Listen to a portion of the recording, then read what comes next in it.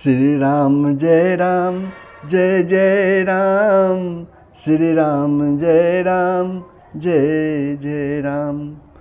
प्रभु, आप लोगों ने श्री आनंद रामायण के यात्रा कांड का 8वां सर्ग में जो प्रसंग था, श्री राम की पश्चिम भारत के तीर्थों की यात्रा, महर्षि अगस्त एवं मुनि सुतीक्ष्ण आदि के आश्रम में जाना, सोमनाथ ज्योतिर्लिंग का दर्शन, द्वारकापुरी में गमन, वहाँ से पुष्कर तीर्थ के लिए प्रस्थान, ये प्रसंग आप लोगों ने श्रवण किया था।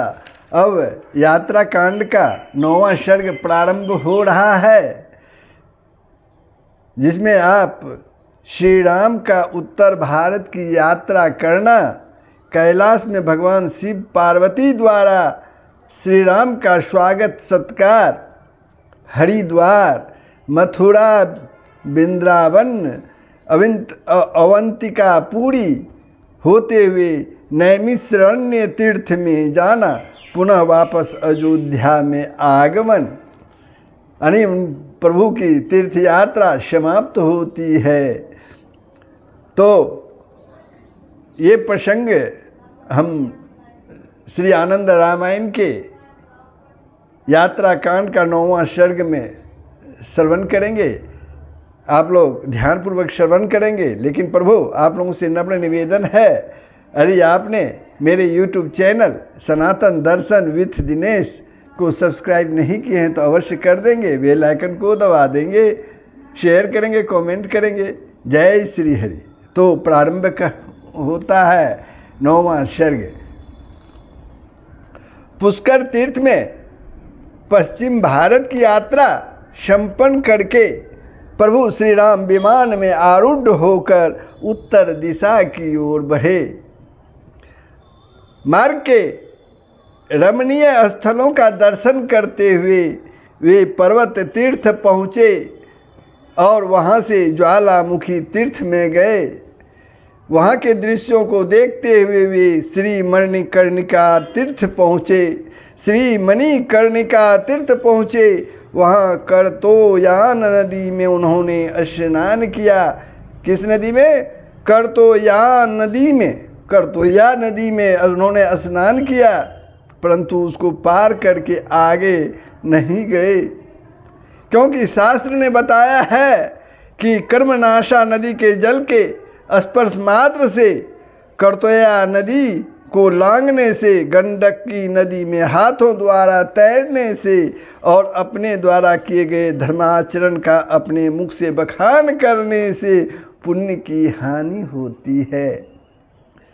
अतः श्री राम वहाँ से वापस लौटे और फिर देव प्रयाग तीर्थ में प्रभु श्री राम वहाँ से वापस लौटे, फिर देव प्रयाग तीर्थ में पहुँच गए।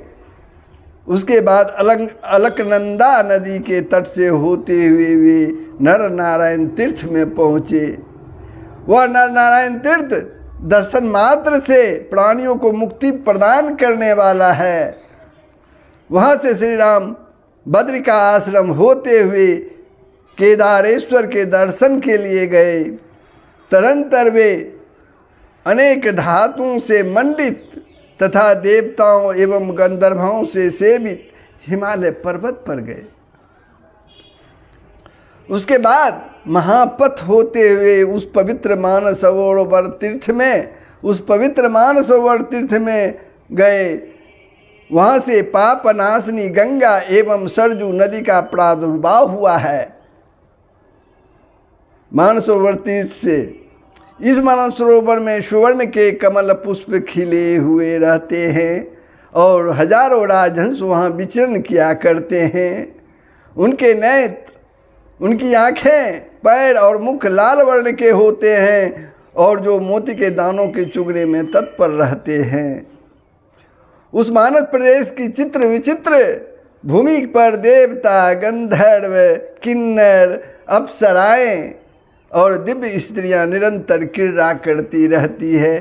श्री राम ने उस मानसरोवर में स्नान किया और फिर वे बिंदु सरोवर तीर्थ गए।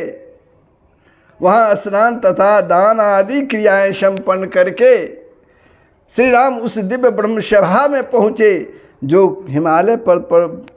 हिमालय पर्वत पर स्थित थी और सुमेरु पर्वत पर स्थित देवताओं की सभा के समान थी।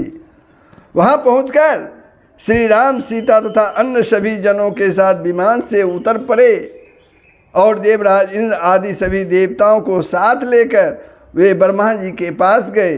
उन्होंने प्रणाम कर श्री ब्रह्मा जी का आलिंगन किया और ब्रह्मा सहित सभी देवताओं का विस्तार से यथाविधि पूजन किया। ब्रह्मा जी ने भी श्री राम जी का पूजन किया और उन्हें कामधेनु गौ प्रदान की। प्रभु श्री राम को उन्होंने कामधेनु गौ प्रदान की। श्री राम पुष्पक विमान के अग्रभाग में कामधेनु को स्थित करके देवताओं और ब्रह्मा जी को साथ लेकर कैलाश पर्वत पर गए।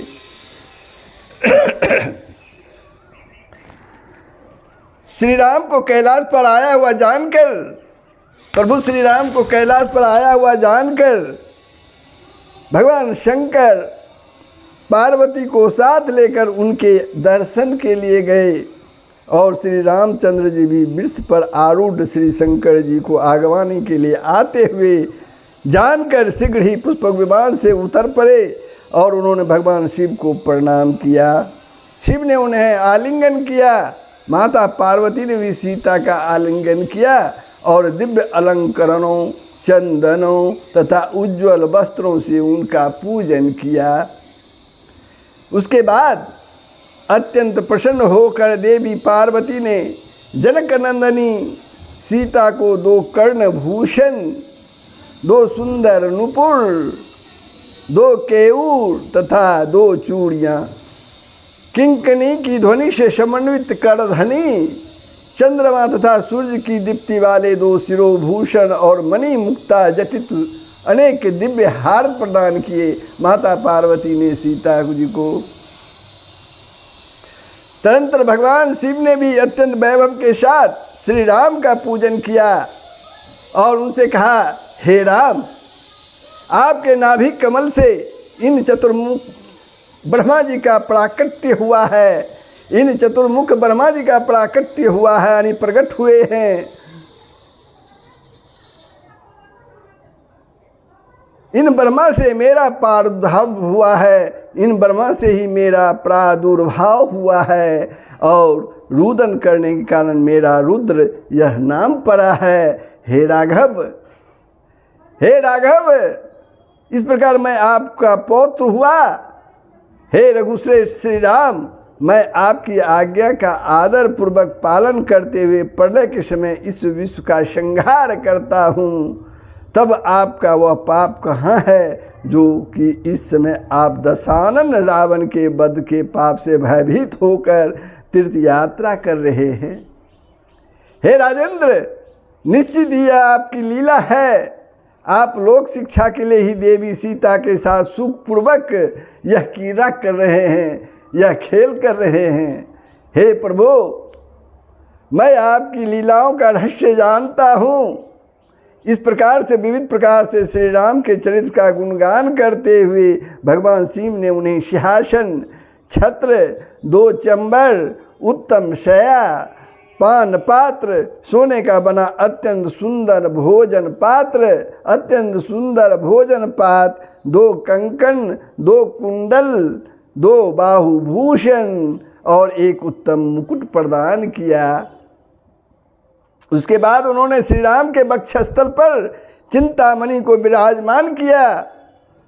विजय नंदिनी सीता ने उनके वक्ष पर स्थित चिंतामणि को देखकर कहा, हे राम, ब्रह्मा जी द्वारा आपको प्रदत्त कामधेनु गौ मेरी हो और यह चिंतामणि आपके पास बनी रहे। श्री राम बोले, ठीक है, ऐसा ही हो।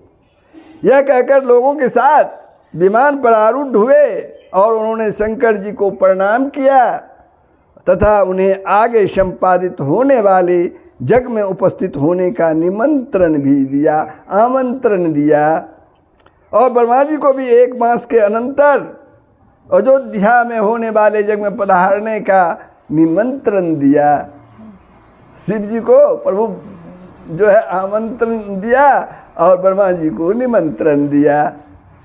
उसके बाद श्री राम विमान पर आरूढ़ हुए और भगवती भागीरथी गंगा के किनारे किनारे होते हुए शीघ्र ही हरिद्वार तीर्थ में आ गए। वहाँ से कुरुक्षेत्र तीर्थ में गए और वहाँ से तीर्थ जल में अवगाहन करके वे इंद्रप्रस्थ नगरी में गए। उसके बाद अत्यंत सुंदर मथुरा नगरी का दर्शन करते हुए वे वृंदावन तीर्थ पहुँचे। गोकुल का दर्शन करते हुए वे धीरे धीरे गोवर्धन पर्वत पर गए। वहाँ से वे क्षिप्रा नदी के तट पर स्थित परम पवित्र अवंतिकापुरी गए। वहाँ महाकालेश्वर का दर्शन पूजन कर अनेक तीर्थ स्थलों का दर्शन करते हुए वे हस्तिनापुर तथा सागरकूप गए। तदंतर वे नैमिषारण्य तीर्थ में गए। वहाँ उन्होंने पवित्र गोमती नदी में स्नान किया।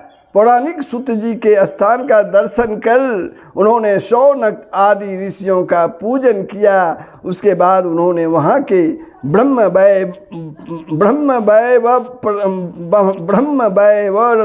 सरोवर में स्नान किया। ब्रह्मवैवर्त सरोवर में स्नान किया।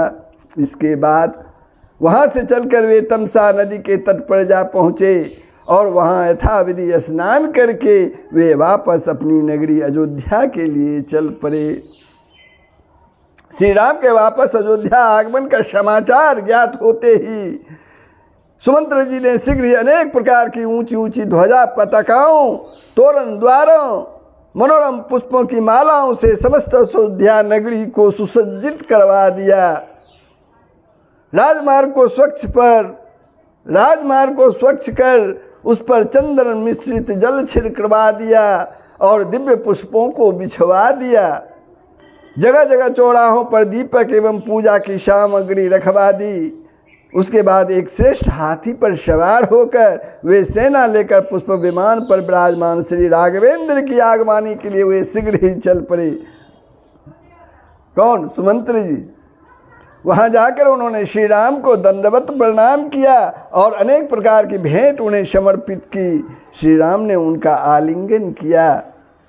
सुमंत्र ने अपने को धन्य माना। तदंतर वादों की मधुर ध्वनि तथा ब्राह्मणों की वेद ध्वनि के साथ श्री राम धीरे धीरे राम तीर्थ पर गए। वहाँ उन्होंने सरजू की पवित्र जल में स्नान किया और उस पवित्र तीर्थ को श्री राम जी ने अपने नित्य कर्मों स्नान, संध्या, वंदना आदि को संपन्न करने के लिए स्वयं ही पहले प्रतिष्ठित किया था। प्रभु श्री राम ने उस तीर्थ को महर्षि वशिष्ठ जी के कथनानुसार श्री राम ने एक दिन उपवास किया और दधि श्राद्ध संपन्न अनेक प्रकार के दधि श्राद्ध संपन्न करके अनेक प्रकार के दान दिए। तीसरे दिन श्री राम वहाँ से पुष्प विमान के द्वारा आकाश मार्ग होते हुए अयोध्यापुरी के सुवर्ण तथा रत्न से निर्मित ऊंचे ऊंचे भवनों को पार करके अत्यंत रमणीय अयोध्या नगरी जा पहुँचे। वह नगरी अनेक प्रकार के गोपुरों तथा अट्टालिकाओं से सुशोभित थी। वहाँ जगह जगह गलियाँ तथा बाजार सुशोभित थे। वहाँ जगह जगह गलियाँ तथा बाजार सुशोभित थे। वहाँ अनेक चौराहे विद्यमान थे। पुष्पक विमान भी भूमि पर उतरकर सुखपूर्वक स्थित हो गया। उसके बाद सुमंत्र की पत्नियों ने दधी तथा भात से निर्मित बलियों को एक कांस्य के पात्र में रखा और जल तथा तेल से परिपूर्ण सैकड़ों घड़ों तथा अन्न बलियों को श्री राम तथा सीता के देह में घुमाकर उतारा और उन्हें ले जाकर वह दूर छोड़ आई। फिर स्नान करके वे श्री राम के भवन में आई। प्रभु श्री राम जी विमान के अग्रभाग से होते हुए नीचे उतरे और समस्त बंधु बांधवों, नगर निवासियों और साथ में आए हुए राजाओं के साथ उन्होंने राजसभा में प्रवेश किया। चिंतामणि से सुशोभित वक्षस्थल वाले श्री राम सिंहासन पर विराजमान हुए। श्री राम द्वारा अत्यंत सम्मानित वे सभी राजा भी अपने अपने आसनों पर आसीन हुए। सीता ने भी कामधेनु को साथ लेकर अत्यंत प्रसन्नता पूर्वक चित्र विचित्र रत्नों से निर्मित अपने भवन में प्रवेश किया। तदंतर श्री राम ने कामधेनु गौ से संप्राप्त घृत में पके हुए पकवानों तथा 6 रसों के व्यंजनों के द्वारा ब्राह्मणों को भोजन कराया। सभी को भोजन आदि संतृप्त करने के बाद स्वयं भी भोजन किया। उसके पश्चात राजाओं को विमान में तथा अन्य जनों को महलों में जाकर शयन करने की आज्ञा प्रदान की। उन सभी राजाओं को श्री राम ने 5 दिन तक अपने समीप ही रखा। बाद में वस्त्र अलंकार और अश्व आदि प्रदान कर रमानाथ श्री राम हाथ जोड़े हुए उन राजाओं से बोले, मेरे यज्ञ के शुभ अवसर पर अपनी सेना तथा नगर निवासियों सहित आप लोग यज्ञ अश्व के पीछे पीछे चलने के लिए पुनः यहाँ पधारे। रघुवीर श्री राम की इस आज्ञा को स्वीकार करके वे सभी श्रेष्ठ राजा अपनी अपनी सेनाओं के साथ अपने अपने देश और नगर की ओर चल पड़े। सुग्रीव आदि वानरों को अपने अपने परिवार सहित उन्होंने अपने पास ही भवनों में रहने के लिए कहा और यह बताया, आप लोग अश्वमेघ यज्ञ के बाद यहीं पर रहें। अश्वमेघ यज्ञ पर्यंत जब तक अश्वमेघ यज्ञ होता है तब तक आप यहीं रहें और बाद में अपने अपने स्थानों को जाइएगा। इसके बाद श्री राम ने अपनी नगरी में दुधवी घोष कर यह घोषणा करवाई कि आज से लेकर अयोध्या नगरी में निवास करने वाले सभी लोगों तथा अन्य किसी भी यात्री को अपने लिए अलग से भोजन बनाने की आवश्यकता नहीं है। सभी लोग तब तक मेरे भोजनालय में भोजन करें जब तक कि मैं सीता सहित इस भूमि पर राज्य करूं। जो गृहस्थ आश्रम में रहने वाले हैं वे श्रेष्ठ जन भले ही अपने अपने घर में सुखपूर्वक भोजन बना, उन लोगों के लिए मेरा आग्रह नहीं है। यह सभी सुखपूर्वक व्यवहार करें। लोगों की इस प्रकार की आज्ञा देकर श्री राम देवी सीता के साथ सुखपूर्वक रहने लगे। तब से अयोध्या नगरी में घर घर सर्वत्र वेद मंत्रों की ध्वनि होने लगी। सर्वत्र मंगल छा गया और अनेक प्रकार के उत्सव होने लगे। पुराणों की कथाएं होने लगी, हरि कथा होने लगी और सर्वत्र भगवान नाम संकीर्तन होने लगा।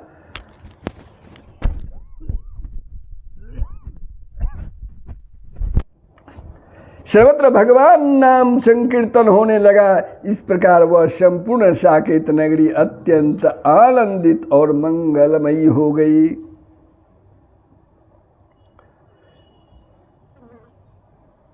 श्री रामदास जी अपने शिष्य विष्णुदास जी से बोलते हैं कि मैंने इस श्रेष्ठ यात्रा कांड का वर्णन तुम्हें सुनाया है। जो मनुष्य इस यात्रा कांड का श्रद्धापूर्वक श्रवण करते हैं उन्हें समस्त तीर्थ यात्रा का फल प्राप्त हो जाता है। जो लोग यात्रा से पूर्व तथा धन प्राप्ति के लिए जाने से पूर्व इस उत्तम यात्रा कांड को सुनकर जाते हैं वे सुखपूर्वक वापस अपने घर लौटते हैं। मानवों द्वारा किए गए महापाप भी इस यात्रा कांड के श्रवण से दूर हो जाते हैं और वह निष्पाप हो जाता है। सभी तीर्थ में अवगाहन करने का जो फल बताया गया है वह संपूर्ण फल इस यात्रा कांड के श्रवण से प्राप्त हो जाता है। धन के अभिलाषी को धन की प्राप्ति होती है। इच्छा करने वाला अपनी संपूर्ण मनोकामनाओं को प्राप्त कर लेता है। इस यात्रा कांड का श्रवण करने से पापी व्यक्ति भी पवित्र हो जाता है। जो व्यक्ति प्रातः काल उठकर शौच स्नान तथा संध्या वदन आदि कर्मों से निर्मित होकर तीर्थों में श्रेष्ठ इसी पवित्र तीर्थ कांड का पाठ करता है उसके ऊपर भगवान श्री राम प्रसन्न होते हैं और उनकी समस्त अभिलाषाएं पूर्ण होती है। उनकी समस्त अभिलाषाएं को वो पूर्ण करते हैं। उस व्यक्ति को निश्चित ही सभी तीर्थों में अवगाहन करने का फल प्राप्त होता है, इसमें संदेह नहीं। इस यात्रा कांड के श्रवण अथवा पठन आदि से जन्म जन्मांतर के लिए किए हुए जो भी पाप रहते हैं वे सभी विनष्ट हो जाते हैं। इस प्रकार प्रभु श्री आनंद रामायण का यात्रा कांड नामक दूसरा कांड पूर्ण हुआ। जय श्री हरि, जय श्री राम, जय बजरंगबली। सबका भला ही होगा, पूरे विश्व का कल्याण होगा। यही सनातन धर्म का मूल तत्व है। जय श्री हरि।